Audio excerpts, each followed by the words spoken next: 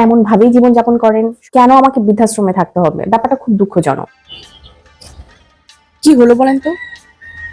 কি আর হলো? সকাল হলো সকাল। সকালে আমার খুব একটা ভালো সময় যায়। সারাদিনের থেকে সকালবেলার সময়টা আমার খুব ভালো যায়। তো জীবনে সারা জীবন সকালে উঠতে হয়েছে পড়াশোনার কারণে। মর্নিং শিফটে ছিলাম। সারা জীবন একদম। কয়েকটা বছর, তার মধ্যে থেকে কয়েকটা বছর হয়তো সকালবেলা উঠি নাই।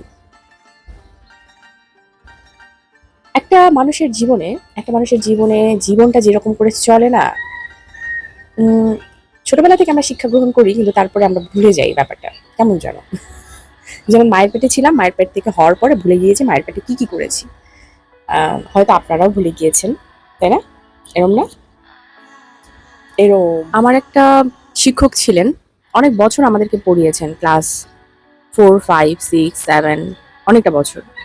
এবং উনি না, যখন আমরা একটু বড় হয়ে গেলাম তখন মানে ক্লাস 7 এ যখন পড়ি তখন হয়তো, হয়তো না, তখন একটা কথা বলেছিলেন যে, "দেখো, তোমরা একটা সময় বড় হয়ে যাবে, তোমাদের জীবনটা তোমাদের মতন করে আগাতে থাকবে। তবে একটা ব্যাপার তোমরা সবাই উপলব্ধি করবে। যেমন ধরো, তোমার জীবনে যেটা ঘটে নাই, সেটা তোমার জীবনে ঘটবে। তুমি যেটা দেখো নাই, সেটা তুমি দেখবা। তুমি যেটা ভাবো নাই, সেটা তুমি ভাববা।" স্যারের এই কথা শুনে স্যারের চোখ, স্যারের মুখের অবয়ব, স্যারের এক্সপ্রেশন সবটা যেন আমার মনে আছে। স্যার খুব গম্ভীরভাবে কথাটা বলছিলেন, খুব হতাশ হয়ে কথাটা বলছিলেন। এবং এত বছর কাটানোর পরে, এত বছরে আমার এই ব্যাপারগুলো অনেকবার এসছে যে, আমি জীবনে এমন কিছু করি নাই, সেটা আমি করেছি।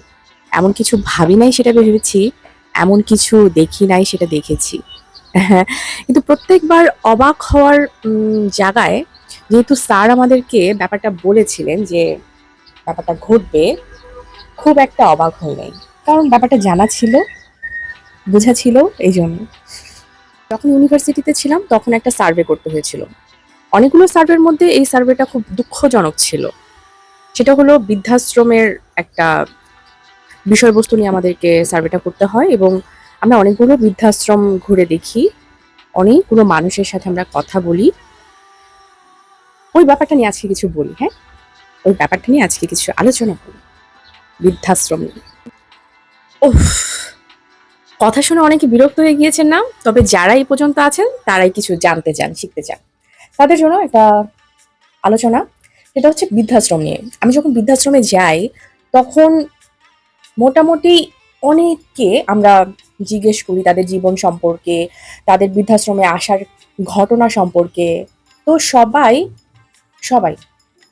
আমি বলবো যে 99.9.99% মানুষ তারা খুব আফসোস করছিলেন যে তাদের এই জায়গাটায় থাকা উচিত না। তারা নাতি-নাতনিদের সাথে, তাদের বাচ্চা-কাচ্চাদের সাথে থাকবে। তারা জীবনে অনেক কিছু স্যাক্রিফাইস করেছে। তারা জীবনে অনেক কিছু আসলে কষ্ট করেছে। কিন্তু তারপরে তারা এখন এরকম একটা জায়গায় আছে। মানে তারা এই ব্যাপারটাতে মেনে নিতে পারছে না। হুম? তখনকার সময়ে আমাদের এই ঘটনাগুলো শুনে চোখ ভিজে গিয়েছে, খুব কান্না পেয়েছে। হোয়াটএভার আমরা একটা সার্ভে বানিয়ে টিচারদেরকে দিয়েছি। কিন্তু এই যে সার্ভেটা করেছি, যদি ওই সার্ভেটা যদি আজকে আমাকে করতে দেওয়া হয়, হয়তো অন্যরকম হতো। এখন যেরকম হতো সেটা একটু আলোচনা করি।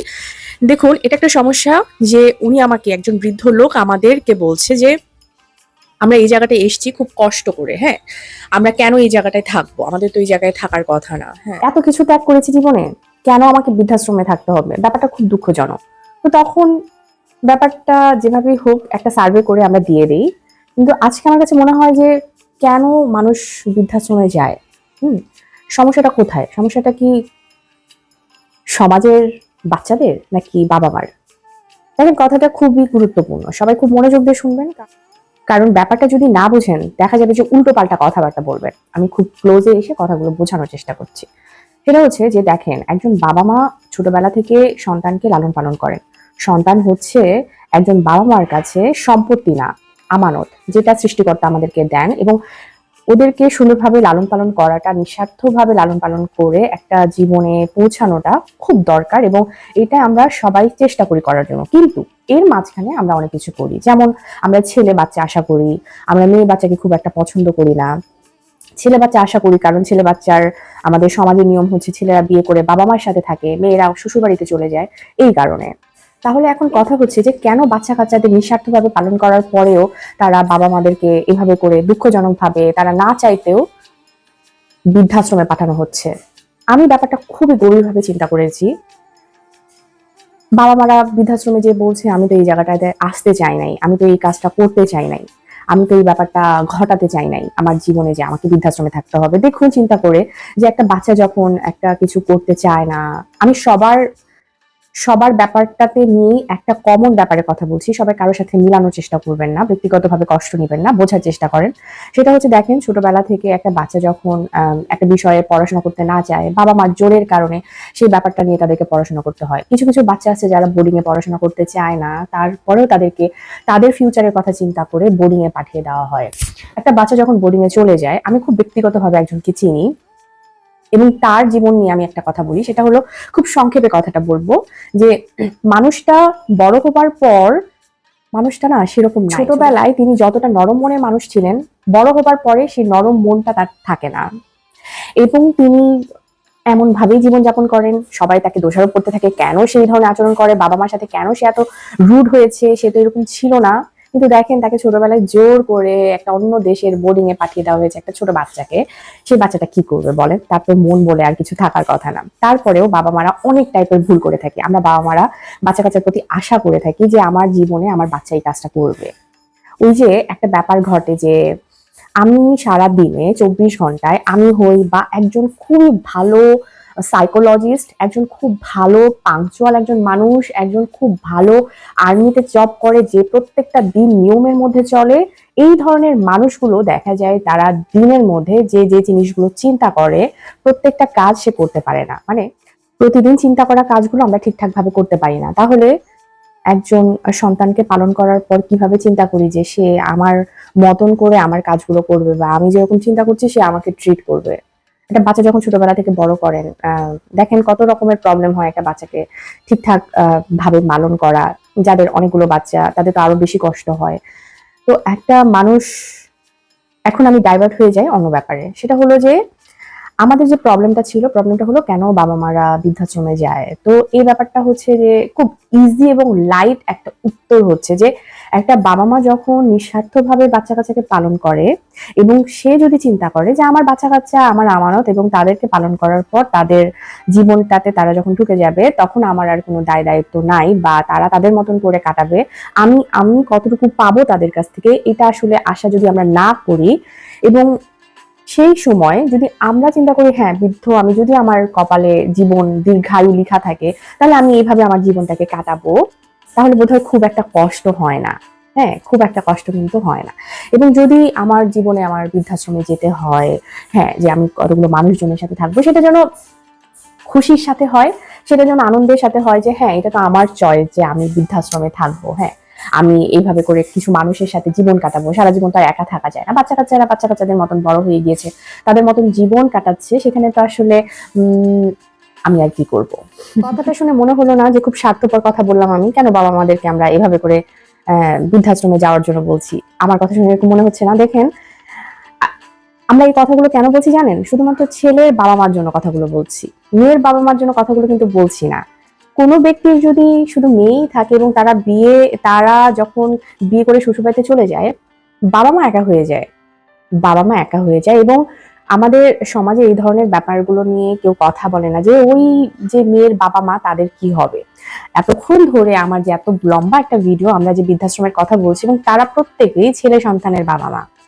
তো এই যে ছেলে সন্তানের বাবা মারাদেরকে নিয়ে আমরা কথা বলছি, বাবা মা হওয়া উচিত দুই পক্ষেরই, তাই না? সন্তান যেহেতু দুইজন, ছেলে মেয়ে তৃতীয় লিঙ্গ চতুর্থ লিঙ্গ যেটাই হোক না কেন আমরা যদি নিঃস্বার্থতা বজায় রাখতে পারি যে আমি এই কাজটা করবো এবং এটার বিনিময়ে আমি কিছু চাই না, শুধু চাওয়াটা আমার উপরের সৃষ্টিকর্তার কাছে যে সে আমার জীবনটাকে কিভাবে করে অতিবাহিত করবে এবং প্রত্যেকটা দিন আমার কিভাবে কাটবে। হ্যাঁ, কোনো একটা ব্যক্তি মানুষের কাছ থেকে কোনো কিছু আশা করা এটা অনেক বড় একটা, আমার কাছে মনে হয় খুব বড় একটা অন্যায়। কারণ কেন আমি মানুষের কাছে যাব? আমার চাওয়ার জন্য তো আমাকে, যারা আস্তিক তাদের জন্য, কেন আমি মানুষের কাছে চাবো? আমার চাওয়ার জন্য তো আমার সৃষ্টিকর্তা আছে। আপনি বৌদ্ধ হন, খ্রিস্টান হন, হিন্দু হন, আপনি যাই হন, কিন্তু এই যে ব্যাপারটা, আপনি যদি মানুষের কাছে চাওয়ার কিছু নাই আসলে। আর বৃদ্ধাশ্রমে যাওয়ার মেইন কারণ হচ্ছে মানুষের কাছে কিছু চাওয়া। মানুষের কাছে চাওয়ার সত্যি কথা বলতে কোনো কিছু নাই। এবং আমার যে এত লম্বা একটা ভিডিও যে মানুষ বৃদ্ধাশ্রমে, আমি যে কথাটা বলতে চেয়েছি, বৃদ্ধাশ্রমে কেন বৃদ্ধরা এত আফসোস করেন, সেই প্রবলেমের একমাত্র সমাধান হচ্ছে জীবনে কোনো ব্যক্তি মানুষের কাছ থেকে কোনো কিছু না চাওয়া, যতই আপন হোক, যতই আপন হোক। বাবা মা, সন্তান, হাজব্যান্ড ওয়াইফ, রক্ত ব্লাড কানেকশন, যাই হোক না কেন, যদি ওই এক্সপেকটেশনটা না থাকে যে ওই মানুষটা আমার জন্য এটা করবে, আমার জন্য কি হবে না হবে সেটা একজন উপরের সৃষ্টিকর্তা যিনি, তিনি সব ডিসাইড করবে, তাইলে পরে সেই কষ্টটা, সেই আফসোসটা, যে আফসোসটা শুনে আমার কাছে মনে হয়েছিল যে আজকে একটু কথা বলি, ওই আফসোসটা মনে হয় না, ওই আফসোসটা একেবারে হয় না। অনেক লম্বা চড়া কথা বলে ফেললাম, আমি জানি যে আমার এই লম্বা চড়া কথা খুব একজন মানুষ শুনবে না, কিন্তু এই যে আপনি যে শুনছেন, এটাই আমার সার্থকতা। আপনি যে শুনছেন, আপনাকে অনেক ধন্যবাদ। আপনি কে আমাকে অবশ্যই নামটা কমেন্টে জানিয়েন, শুনে আমার খুব ভালো লাগবে যে আমার এত বড় লম্বা ভিডিওটা আপনি দেখেছেন। অনেক অনেক ভালোবাসা রইল শুধু আপনার জন্য, যিনি আমার ভিডিওটা দেখেছেন। ভালো থাকবেন, আল্লাহ হাফেজ।